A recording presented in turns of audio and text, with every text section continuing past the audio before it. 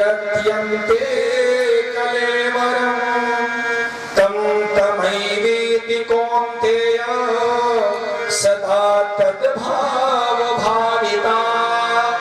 मरते समय जो व्यक्ति जिस जिस भाव का स्मरण करता है, जिस जिस भाव का स्मरण करते हुए शरीर छोड़ता है, वह उसी भाव से भावित होकर के उसी योनि को प्राप्त करता है। इसलिए यदि तुम बकरे का स्मरण करते हुए मरोगे तो बकरा बनोगे, मृग का चिंतन करते हुए मरोगे तो मृग बनोगे, हाथी का चिंतन करते हुए मरोगे तो हाथी मरोगे, सूअर का चिंतन करते हुए मरोगे सूअर बनोगे। और यदि मेरा स्मरण करते हुए मरोगे तो आप हमारे में समाहित हो जाओगे, हमी में। इसलिए प्रधान क्या है? हमारा स्मरण करना। तुम अपने धर्म का पालन करो, लेकिन मां मनुस्मरण, हमें स्मरण करते हुए, हमें याद करते हुए। इसलिए आओ आज को हम सजा लेते हैं, आज को सजाते हैं। और आज पहले युद्ध करो, आज ठीक रहेगा तो कल भी सुनहरा होगा, क्योंकि आज अच्छा तो कल भी बेहतर साबित होगा। इसलिए आइए हम लोग भी आज को सजाते हैं। सब लोग मीठी ताली बजा के प्रेम से इस भजन को दोहराएंगे।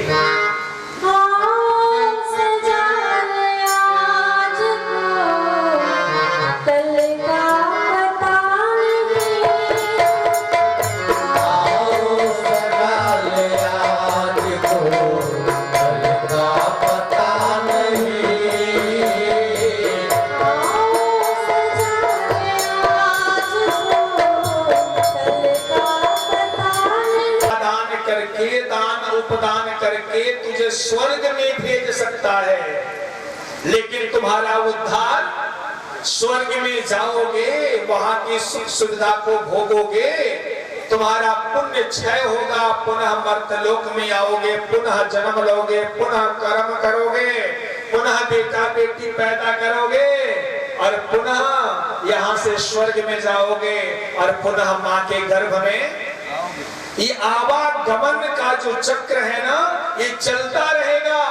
उद्धार तो आपको अपने करने से होने वाला है, किसी के करने से आपका उद्धार होने वाला। इसलिए कहते हैं कि उद्धरेदात्मनात्मानं नात्मानमवसादयेत् आत्मैव ह्यात्मनो बन्धो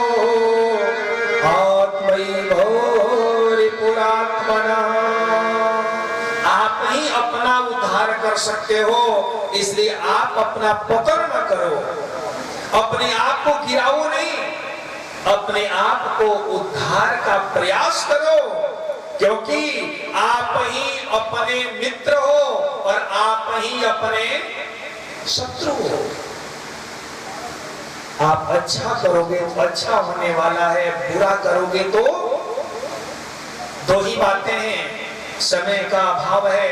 लेकिन जान लीजिए, हो सकता है कि आप अपने न कमाएं, लेकिन बेटा कमा के आपके खाते में पैसा डालता जाए, उस पैसे से आप सुख भोग लेंगे। पैसा नहीं कमाया आपने, पुण्य नहीं कमाया, कुछ पुण्य का काम नहीं किया, लेकिन बेटा ने आपकी पुण्य तिथि पे समय समय से कुछ न कुछ दान उपदान किया, जिसका पुण्य आपको मिल रहा है और आप सुखी हो रहे हैं। ये सब हो सकता है, लेकिन जो उद्धार की बात है, वो उद्धार आपका बेटा नहीं कर पाएगा। इसलिए आप अपने शत्रु हैं और आप अपने मित्र हैं। इसलिए दिमाग में रख लीजिए कि ये भावना बना लो, मत कर बुरा,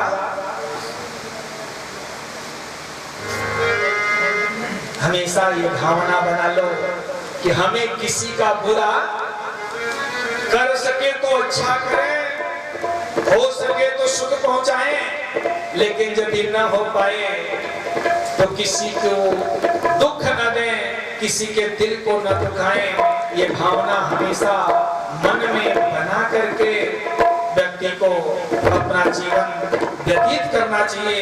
शशिकांत जी आप ये पुस्तक वितरण भी करते रहें और आइए इस भजन को बड़ा ही सुंदर भाव से सुनते हैं। और कितना समय दिया जाए? ये 10 हो रहा है, 10:30, आधा घंटा हो यो चलेगा। सुनेंगे आप क्या? चलिए सुनिए। हाँ, ये पुस्तक के सबको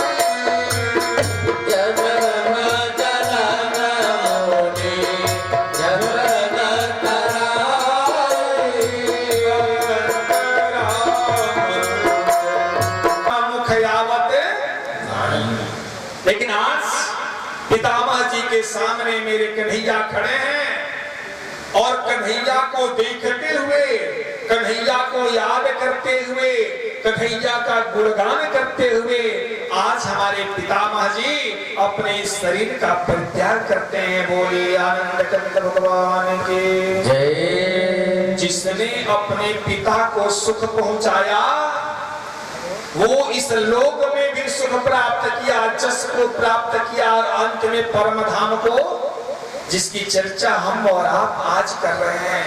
एक दशरथ के पुत्र के रूप में एक बालक का जन्म हुआ जिसका नाम क्या हुआ जी? राम। राम जी दशरथ के पुत्र के रूप में राम का जन्म हुआ, लेकिन राम ने अपने पिता के वचन को माना और वनवास में चले गए, बन गए। राम जी कहां गए? राम जी पिताजी के कहने से, शशिकांत जी ध्यान दीजिएगा, बन गए। तो यदि राम जी पिताजी की बातों को मान के बन गए तो सही में एक इंसान से भगवान बन गए। यदि पिताजी की बात को मान के बन नहीं गए होते तो राम बन नहीं गए होते। राम बन गए, राम बन में गए तो राम बन गए। क्या बन गए? एक इंसान से क्या बन गए? भगवान बन गए। उस व्यक्ति की तस्वीर आज घर घर में लगी हुई है, लोग अपना आदर्श मानते हैं। क्यों?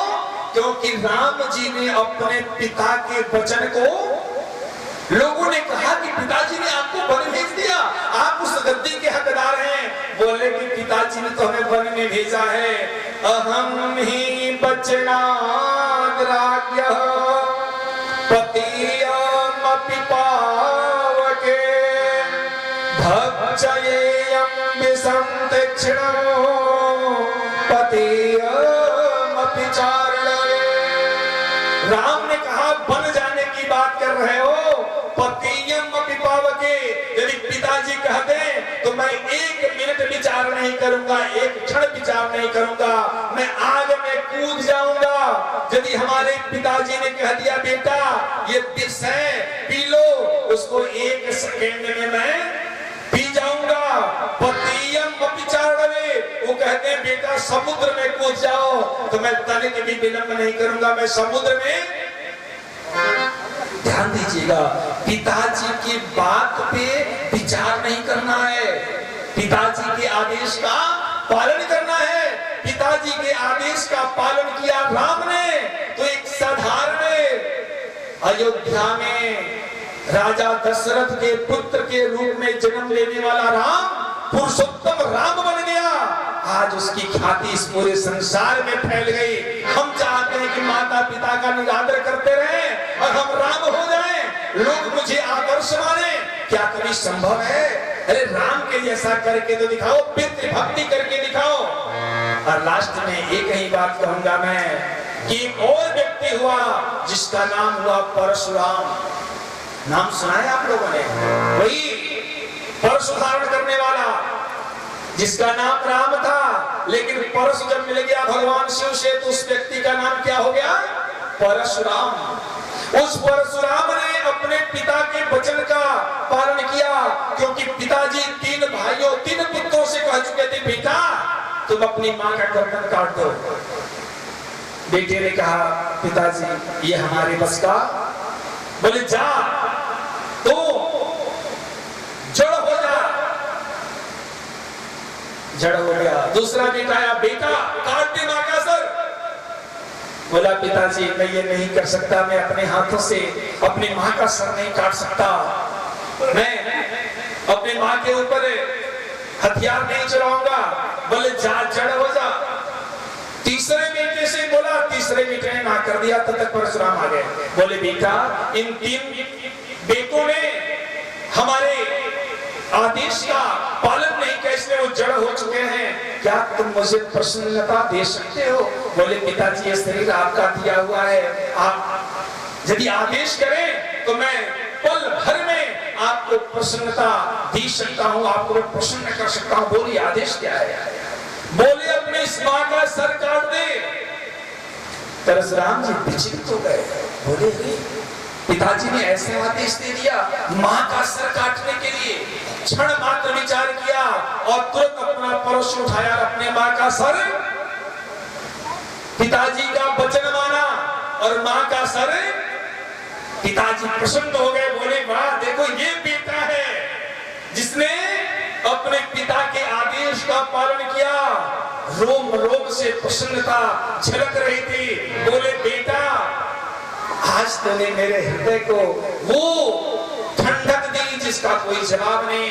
बेटा हो तो तुम्हारे जैसा हो, बेटी को अपने गले से लगा लिया और बोला बेटा जो चाहो वरदान मांग लो, मैं प्रसन्न हूं, मैं चाहता हूं कि मैं तुझे कुछ वरदान दूं। बोले पिताजी सही में आप वरदान देना चाहते हैं? बोले हाँ मैं बिल्कुल खुश हूँ, जो चाहो वरदान मांग लो। परशुराम जी ने कहा कि मैं अपनी माँ को हंसते हुए देखना चाहता हूँ और जो मेरे भाई जड़ हुए हैं मैं चाहता हूँ कि ये भी चेतनता को प्राप्त हो जाएं, ये भी हम और आप जैसे हो जाएं, इनको भी आपके साथ से मुक्ति मिल जाए। अब वो करी राम ये क्या वरदान मांग लिया, लेकिन वर देने की बात कर चुके थे, इसलिए रेणुका को उन्होंने जीवित किया और अपने 3 भाइयों को भी परशुराम ने स्वस्थ कर दिया, अपने पिता के आदेश को माना और आज उनका नाम इस संसार में अमर हो गया। बोली आनंद कंद भगवान की। जिसने भी अपने माता पिता की सेवा की, जिसने माता पिता को सम्मान दिया, माता पिता को सम्मानित किया, वो इस लोक में भी सुख प्राप्त किए, उनका नाम जस इस संसार में फैला और मरने के बाद वो परम धाम को प्राप्त हो गए। बोलिए आनंद कंद भगवान की जय। इसलिए सबसे पहला काम क्या है? माता पिता की सेवा, सारा धर्म सारा कर्म यही है। और हमारे बीच में हमारे ओमकार जी है ना, आज एक बड़ा ही सुंदर पद्य प्रस्तुत करने वाले हैं। एक ही पद्य, आइए एक पद्य को सुनते हैं, इसके बाद एक लास्ट भजन सुनेंगे और उसी के साथ आरती कर लेंगे। क्यों? और मृत्युंजय भी, हाँ आइए पहले मृत्युंजय से सुनते हैं। एक आज पद्य यहाँ ऊपर आ जाइए, इसके अंदर को घुमा दीजिए, उसका घुमा दीजिए। बोलिए आनंद कंद भगवान की जय।